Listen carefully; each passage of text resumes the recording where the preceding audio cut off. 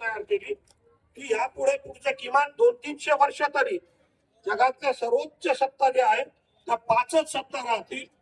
First highest education power, शिक्षण सत्ता, अर्थ पैसा. आज अमेरिकेचा किंवा सगळा जो काही उल्लेख आपण सातत्याने करतो आहोत, चालू आईचा वगैरे जो वाद आहे हा फक्त पैशाचा आहे. आज जो सगळ्याचा सगळं ग्रामपंचायत पासून जिकडे तिकडे धुरळा उडलेला आहे, उद्याच्या महापालिकांची सगळी जी काही ओढताण चाललेली आहे, सब गया तो भी चलता लेकिन मुंबई में रहना चाहिए यासाठी जी काही बरमट चाललेली आहे ते तुमच्या आमच्या कल्याणासाठी नाही तर तिच्याची मलाई आहे पैशाची त्याच्यासाठी आहे. आणि म्हणून अर्थ जो आहे, पैसा किती महत्वाचा आहे हे आपण लक्षात घेतलं पाहिजे. धर्माबद्दल आपण सातत्याने बोललेलो आहे, धर्माचं महत्व आपल्याला समजलेलं नाही. शिवधर्म आपण सांगितला परंतु आपणच अजून पूर्णपणे तो पाळत नाही. शिवधर्म संसद आपली जवळपास नष्टनाबूत झालेली आहे, बरेचसे कक्ष नसल्यासारखे झालेले आहेत. शिवधर्म परिषदा आपल्या बंद पडलेल्या आहेत. या सगळ्याकडे आपण लक्ष घेतलं पाहिजे, तरच हे आपलं काहीतरी होईल. झोळ साहेब त्याच्याबद्दल काही संशोधन करतायत, आपल्याला काय काय करता येईल शिक्षण क्षेत्रामध्ये, कशा पद्धतीने आपल्याला वेगवेगळे प्रयोग करतायत. तुमच्यापैकी ज्यांना ज्यांना इमानदारीने, आमदार साहेब तुम्ही सुद्धा शिक्षक आमदार असल्यामुळे जर आपल्या शिक्षण क्षेत्रामध्ये शिक्षण play group to post graduation विशेषतः सोशल सायन्सेस मध्ये काही चांगल्या पद्धतीने बदल व्हावा वाटत असेल तर झोळ साहेबांशी आपण संपर्क करावा. ते आपल्याला काही सोबत येतील, मदत करतील. आणि या अंगाने आता आपले कार्याध्यक्ष नवनाथ म्हणाले की आपली जिजाऊ सृष्टी कशी असली पाहिजे, काय पाहिजे याच्याबद्दल तुमच्या काही संकल्पना आहे तर निश्चितपणे त्याकडे आपण गेलं पाहिजे. आपल्यातल्या काही लोकांनी काहीही पद असो नसो जाणीवपूर्वक 10-10, 5-5 जण एकत्र येऊन कुठल्या ना कुठलं तरी एखादं छोटा मोठा प्रोजेक्ट ऑन पेपर तरी तयार केलं पाहिजे. तुम्ही इथे आलेले न आलेले जे कोणी मराठा सेवा संघाशी संबंधित असाल, जिजाऊ सृष्टीच्या विकासाशी संबंधित असाल, त्या सर्वांना माझी आपल्याला सर्वांना नम्र विनंती आहे, सूचना आहे की तुमच्या जर काही सूचना असतील, सोयी सवलतीबद्दल तर असतीलच असतील, पण महत्वाचं संस्कृती काय असते, सांस्कृतिकीकरण काय असतं, एक तुम्हाला सर्वांना बंजारा विरासत तुमच्या गावाजवळची पोहरादेवी किती लोकांनी पाहिले, 5-7 जण ते पीडब्ल्यूडीशी संबंधित असल्यामुळे काही लोक गेलेले आहेत. पण ज्यांनी पाहिलं नसेल त्याने सांस्कृतिकीकरण काय असतं, एक आपला छोटासा जरी मिनिस्टर असला, सर्वांनी तो मिनिस्टर इथे नाही. खरं म्हणजे माझा मागच्या वर्षी विचार होता की मराठा विश्वभूषण त्या संजय राठोड्या मंत्र्यांना दिला पाहिजे. एक छोटासा मंत्री आपल्या समाजाचा एक मोठा इतिहास पुढचे 1000 वर्ष तो इतिहास पुसला जाणार नाही असं निर्माण करण्याचं काम केलेलं आहे. त्या संजय राठोडांचं अभिनंदन आपण त्या अनुपस्थितीमध्ये टाळ्या वाजवून करावं आणि ते पाहून या तुम्ही इतकं चांगलं केलेलं आहे. तशा पद्धतीचा मराठा विरासत आपल्या जिजाऊ सृष्टीवर आपल्याला निर्माण करता येईल. आणि आता थोड्या वेळापूर्वी 3 मिनिटाची 2.5 मिनिटाची माननीय नामदार शिवश्री नितीनजी गडकरी साहेब यांची जी छोटीशी क्लिप ऐकलेली आहे, त्यांनी सातत्याने आपल्याला प्रयत्न केलेला आताचे जे काम आहे काय तेही सुद्धा काही ना काही सांगतील. तर त्यांच्याही बऱ्याचशा संकल्पना आहेत, परंतु त्यांच्याही काही अंतर्गत वादामुळे 1500 कोटी रुपये ते आपल्याला द्यायचा दरवेळेस काही प्रयत्न करतात, परंतु ते होत नाही. परंतु पैसा हाच एकमेव भाग नाही, तर जी काही कल्पना शक्ती आहे, जसं आज सायबर सिक्युरिटीमध्ये एकमेव नाव असलेले काटकर साहेब आपल्यामध्ये आहे, शिक्षण क्षेत्रामधले आहे, तसे आपल्याशी जुळलेले न जुळलेले मराठा, गैर मराठा, बहुजन जे कोणी असतील त्यांनी आपल्या आपल्या ज्या काही महाकल्पना असतील ते आपल्याला द्याव्यात. हे माझं आहे, ही जिजाऊ सृष्टी माझी आहे, इथे कुठलेही जातपात, धर्म, वंश, प्रांत काही वेगळं नाही.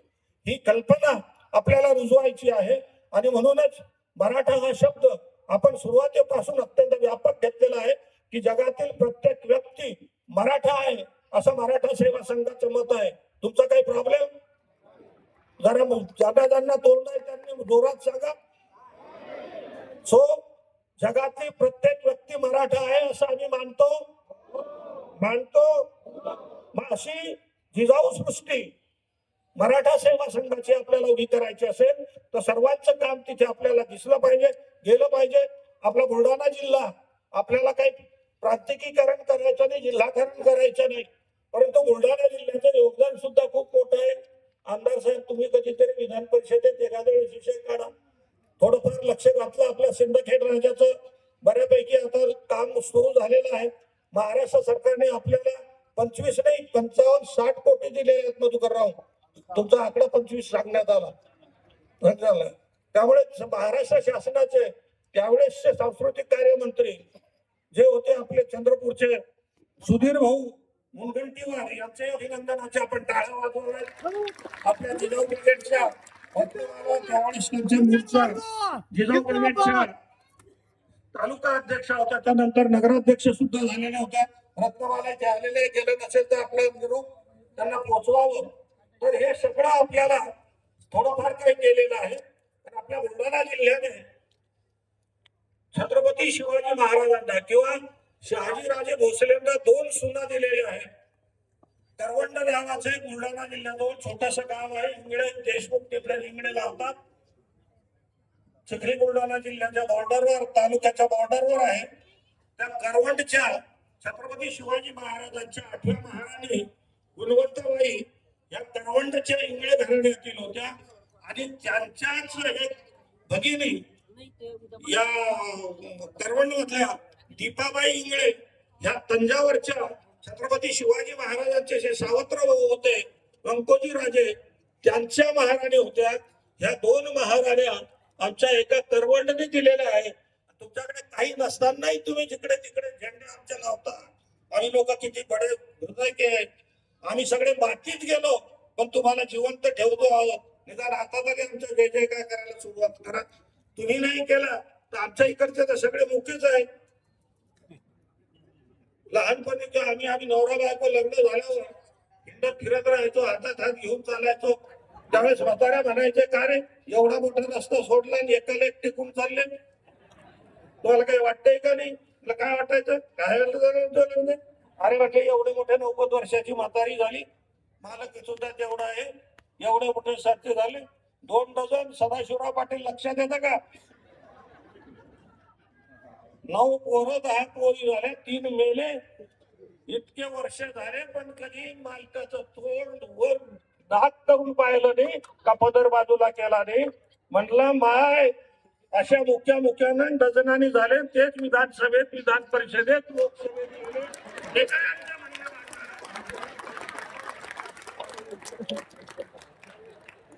आणि म्हणून मनोज तू मनोज आणि इथला मनोज आणि घोगरे साहेब मधुकरराव जर तुम्हाला आम्हाला पाहिजे ते कोणाला आता कोणी काय गेलं सोडून रोज कोण चाललंय.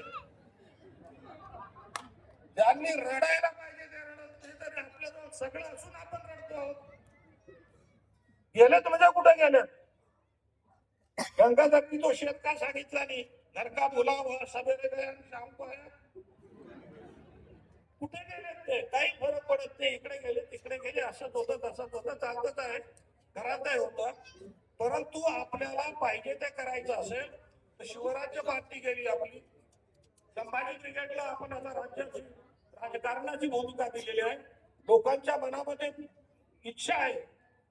मागच्या रोग गेलं का आपण एक निजावडात यात्रा काढली, चांगला रिस्पॉन्स मिळाला. त्यामुळे त्या अंगाने आपण विचार केला पाहिजे की जिजाऊ ब्रिगेड, संभाजी ब्रिगेड आणि वीर भगतसिंग विद्यार्थी परिषद गेले 10-12 वर्ष मी सांगतो आहे एक 3 पक्ष असे मजबूत करा की यांनी इतकी मजबूत समाज आणि मतदारांची यंत्रणा बांधली पाहिजे की आपल्या संभाजी ब्रिगेडचे ग्रामपंचायत पासून ते लोकसभेपर्यंत प्रत्येक ठिकाणी उमेदवार उभे राहिले पाहिजे आणि 60-70% निवडून आले पाहिजे. आणि मराठा सेवा संघाच्या सर्व पदाधिकाऱ्यांना पाया पडून मी तुमच्या विनंती करतो की ज्यांना शक्य आहे निदान त्यांनी तरी जे नोकरदार आहेत, अधिकारी आहेत, ज्यांची नोकरी चालू आहे ते वगळून बाकीच्या सगळ्यांनी या मुलांच्या पाठीशी उभं राहावं.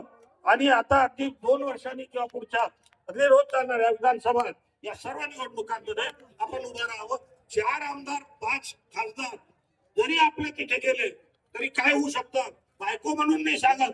रेखाताई खेडेकरांशी जर तुमची काही ओळख झाली असेल, त्यांनी जे काही काम केलेलं आहे तुम्हाला माहित असो नसो, मी सांगतो म्हणून टाळ्या वाजवा. एवढं त्यांनी काम केलेलं आहे. एक आमदार आपल्या विरोधी पक्षात इकडे तिकडे तिकडे असतानाही त्यांनी बऱ्याचशा बाबी केलेल्या आहेत. आणि म्हणून या अंगाने वैशाली आता तुला काही काम धंदा नाही, उभे राहा ना तुम्ही. सीमा तुला मी मागच्या वेळेसही सांगितलं होतं, तुम्ही पोरं आपल्या इकडून जाऊन दुसऱ्या पक्षात उभे राहता, त्याच्यापेक्षा आपल्या सर्व लोकांनी. आणि काय होतं, आपले लोक तुकाराम काय बोलायचं, जे इकडे आहेत ते तरी कुठे ठीक ठाक आहेत, आपले गेले ते सोडून द्या, जे सोबत आहेत ते तरी कुठे इमाने इतपारे आणि सगळे प्रामाणिकपणे पोरींना ताकद देतात किंवा कुठे ना कुठे काहीतरी करतायत. हे सगळे आपल्याला कुठेतरी थोडंफार दुसरे गेलं पाहिजे. कुरबुरी किंवा कटकटी मतभेद या सगळ्या गोष्टी होत असतात, येत असतात. या अंगाने आपण पुढे गेलं पाहिजे. आणि म्हणून हे सांस्कृतिकीकरणाचा जो विषय आहे हा अत्यंत मोठा आहे. केवळ 400-450 वर्षाचा